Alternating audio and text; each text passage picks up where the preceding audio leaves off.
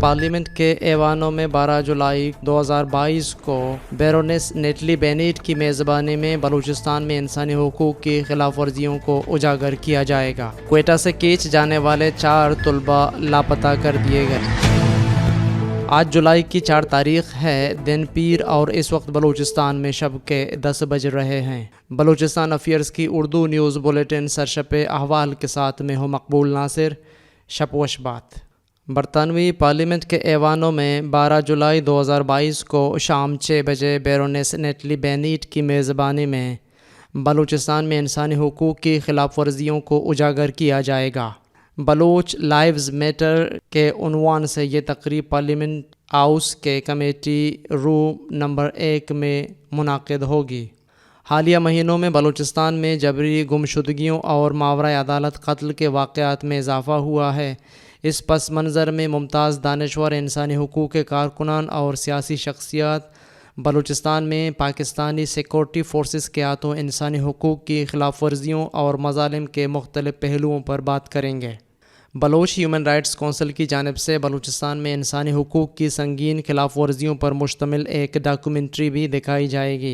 नुमायां मुकर्रिरीन में Bloch human rights council के doctor Naseer Dashti, स्वास यूनिवर्सिटी ऑफ लंदन के डॉक्टर बुरज़ेन वागमर, वर्ल्ड सिंधी कांग्रेस के डॉक्टर लक्कुमल लोहाना और पीटर टेचल फाउंडेशन के पीटर टेचल शामिल हैं। इतलात के मुताबिक 4 बलूच तलबा को ज़बरदस्ती लापता कर दिया गया है। इतलात के मुताबिक तलबा ईद की छुट्टियां गुजारने क्वेटा से खींच जा रहे थे कि मस्तों के करीब उन्हें मुसाफिर बस से उतार दिया गया। ज़राए के मुताबिक 4 तलबा को जबरी लापता कर दिया गया है। सरकारी सतह पर वाक़े की तस्दीक नहीं की गई। बलूच तलबा को रास्ते में बस से उतार कर तशद्दुद करके लापता करना अफसोसनाक है। Baloch students front Baloch students front के मरकज़ी तर्जुमान ने अपने जारी करदा मज़म्मती बयान में कहा है कि बलूच तलबा को रास्ते में बस से उतार कर लापता करने से पूरे बलूच तलबा को ज़हनी व नफ्सियाती खौफ में मुब्तला करने के मुतरादिफ है।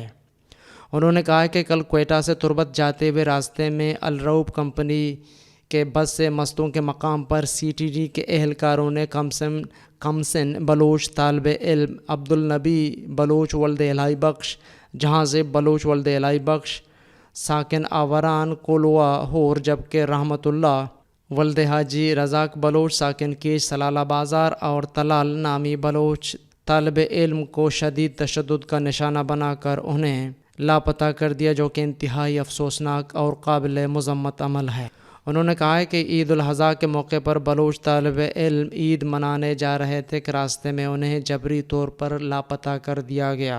ऐसे हथकंडों से न सिर्फ लापता बलूच तलबा के लवाहिकीन ज़हनी खौफ में मुब्तला होते हैं, बल्कि बलूचिस्तान से ताल्लुक़ रखने वाले तमाम तलबा ज़हनी व नफ्सियाती खौफ में मुब्तला हैं। उन्होंने कहा कि बलूच तलबा अपने इल्म की प्यास को बुझाने के लिए तवील मुसाफत तय करके क्वेटा समेत मुल्क के दीगर शहरों का रुख करते हैं, लेकिन बदबख्ती से हालिया साल में ख़ासकर तलबा की जबरी गुमशुदगियों में इजाफे के सबब पूरे बलूच तलबा ज़हनी खौफ में मुब्तला हैं। हम समझते हैं कि ऐसे हरबों को बरूए कर लाकर एक सोचे समझे पॉलिसी के तहत बलूच तलबा को तालीम से दूर करने की कोशिश की जा रही है।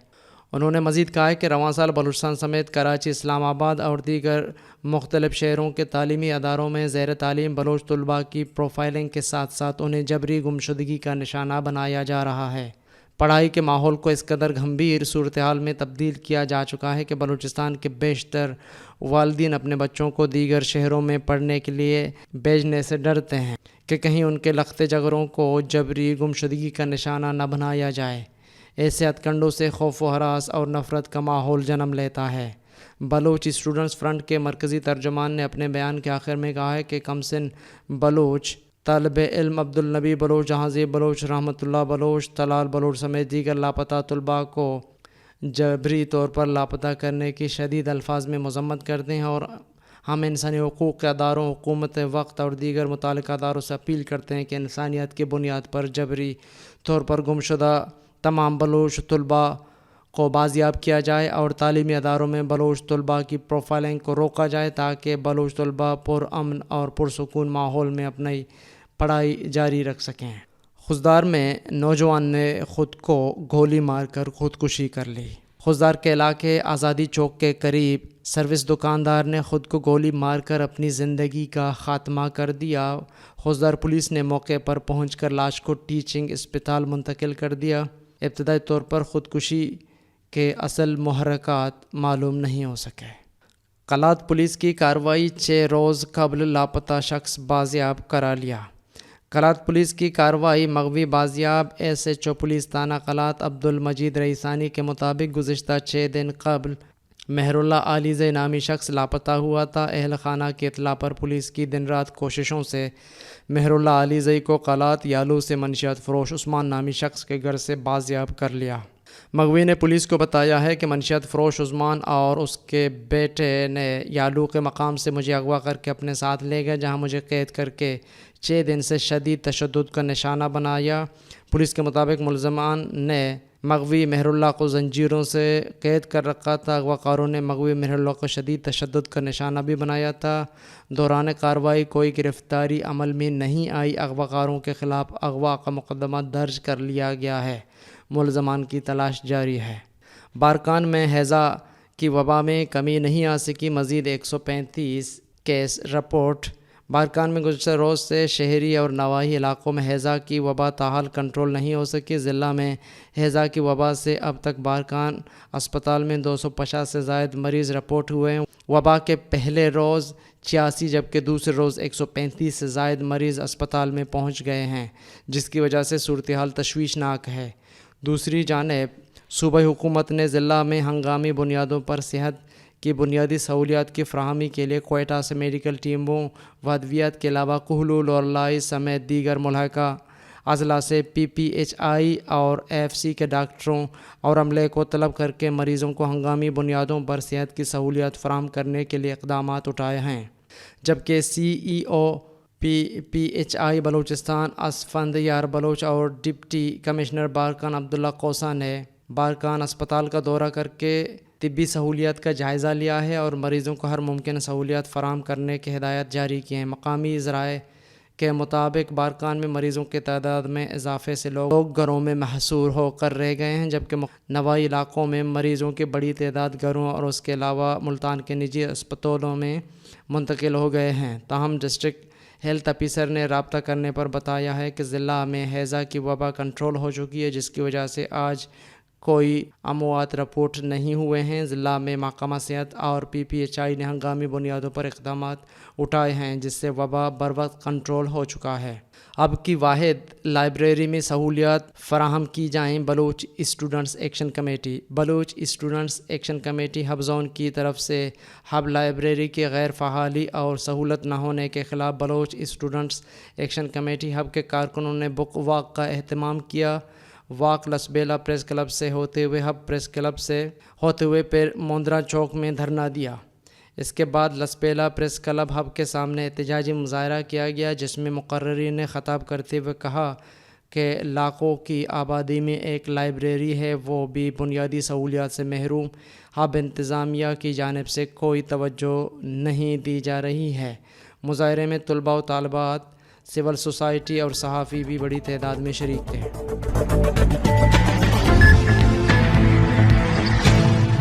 عالمی اور علاقائی خبریں۔ ریاست تمام لاپتہ افراد کو بازیاب اور متاثرین کو مطمئن کرے۔ اسلام آباد ہائی کورٹ چیف جسٹس اسلام آباد ہائی کورٹ جسٹس اطہر من اللہ نے ریمارکس دیے ہیں کہ ریاست تمام لاپتہ افراد کو بازیاب اور متاثرین کو مطمئن کرے۔ چیف جسٹس اسلام آباد ہائی کورٹ جسٹس اطہر من اللہ نے مدثر نارو اور دیگر لاپتہ افراد کی بازیابی سے متعلق کیسز پر سماعت کی۔ لاپتہ افراد کی جانب سے وکلاء انعام الرحیم، ایمان مزاری اور دیگر، جبکہ وفاق کی جانب سے deputy attorney general Arshad Mahmood Kiyani عدالت میں پیش ہوئے۔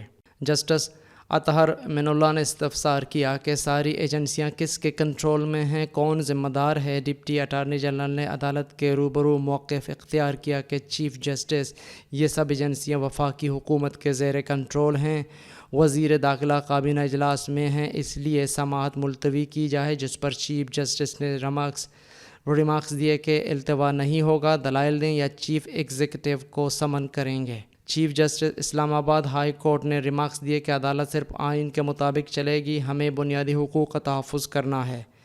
واضح ہے کہ موجودہ اور سابقہ حکومتوں کا معاملے میں فعال کردار نہیں۔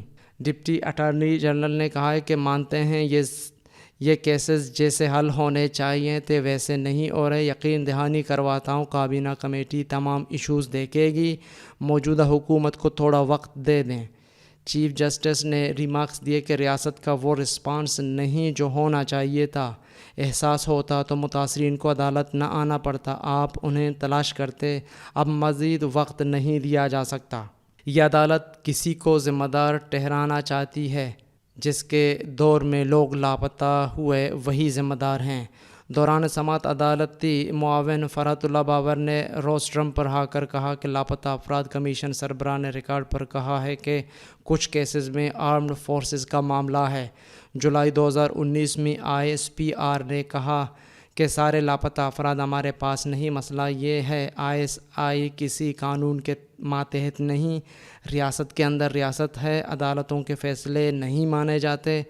فرحت اللہ بابر نے کہا کہ ISI براہ راست وزیر اعظم کے ماتحت ہے، پارلیمنٹ اب اپنی ذمہ داری یوں منتقل نہ کرے۔ آپ یہ کہہ رہے ہیں کہ ریاست کے اندر ریاست موجود ہے، ایسا ہے تو پھر چیف ایگزیکٹو کو خود اس عدالت میں آ کر یہ کہنے دیں۔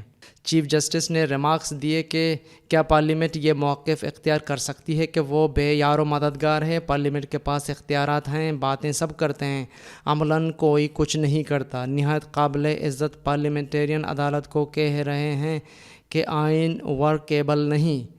عدالتی معاون عابد ساقی نے کہا کہ فیصلہ دینے سے پہلے عدالت وزیر داخلہ کو بلائے، وزیر داخلہ کے بعد وزیر اعظم کو بھی طلب کیا جائے۔ اگر وزیر اعظم حکم نہ مانے تو تاریخ الگ طرح لکھی جائے گی۔ ماضی میں احکامات نہ ماننے پر عدالت وزیر اعظم کو نااہل کر چکی ہے۔ دوران سماعت فرحت اللہ بابر نے بھی وزیر اعظم کو طلب کرنے کی حمایت کر دی۔ انہوں نے کہا کہ چیف ایگزیکٹو سے نیچے والوں کو بہت بار بلایا جا چکا لیکن بات نہیں بنی، وزیر اعظم کو بلایا جائے تو کئی چیزیں سامنے آ جائیں گی۔ ڈپٹی اٹارنی جنرل نے عدالت کے روبرو کہا کہ جو لوگ لاپتہ ہوئے ان کے ساتھ کوئی ذاتی دشمنی نہیں، 22 کروڑ عوام کی سیکورٹی کا معاملہ بھی دیکھنا ہوتا ہے۔ چیف جسٹس اسلام آباد ہائی کورٹ نے ریمارکس دیے کہ ریاست کو آخری موقع دے رہے ہیں کہ اپنا رد عمل دکھائے، ریاست تمام لاپتہ افراد کو بازیاب اور متاثرین کو مطمئن کرے۔ ملک کے چیف ایگزیکٹو کا ذمہ داروں کے خلاف ایکشن نظر آئے، 9 ستمبر تک ٹھوس اقدامات نہ ہوئے تو وزیر اعظم خود پیش ہوں گے۔ پاکستان ٹیلی کام و انٹرنیٹ کمپنیز کا ملک بھر میں سروس معطلی کا عندیہ۔ پاکستان میں ٹیلی کام و انٹرنیٹ کمپنیز کا ملک بھر میں سروس معطلی کا عندیہ۔ پاکستان بھر میں جاری بجلی کی طویل و غیر اعلانیہ لوڈ شیڈنگ اور پیٹرولیم مصنوعات کی بڑھتی ہوئی قیمتوں کے پیش نظر ٹیلی کام اور انٹرنیٹ سروس فراہم کرنے والی کمپنیوں نے سروس معطلی کا عندیہ دے دیا۔ ٹیلی کام کمپنیوں کی جانب سے پاکستان ٹیلی کمیونیکیشن اتھارٹی PTA کو لکھے گئے مشترکہ خط میں کہا گیا ہے کہ بجلی کے بحران کے باعث ٹیلی کام کمپنیوں کو خدمات جاری رکھنے میں مشکلات کا سامنا ہے۔ طویل لوڈ شیڈنگ اور بیک اپ آلات کی درآمد میں رکاوٹ کی وجہ سے ٹاور اور تنصیبات کے لیے بیک اپ بجلی کی مسلسل فراہمی ممکن نہیں رہی، جس کے باعث ملک میں ٹیلی کام سروسز اور براڈ بینڈ انٹرنیٹ کی سروس معطل ہونے کا خدشہ ہے۔ ٹیلی کام کمپنی کا کہنا ہے کہ طویل و غیر اعلانیہ لوڈ شیڈنگ کے باعث ان کے لیے سروس کے معیار اور نیٹ ورک کی توسیع سے متعلق لائسنس کی شرائط پوری کرنا مشکل ہو گیا ہے۔ ڈنمارک کے دارالحکومت کوپن ہیگن کے ایک شاپنگ سینٹر میں ایک مسلح شخص کی طرف سے گزشتہ شام کیے گئے ایک حملے میں کم از کم 3 افراد ہلاک اور 3 دیگر شدید زخمی ہو گئے۔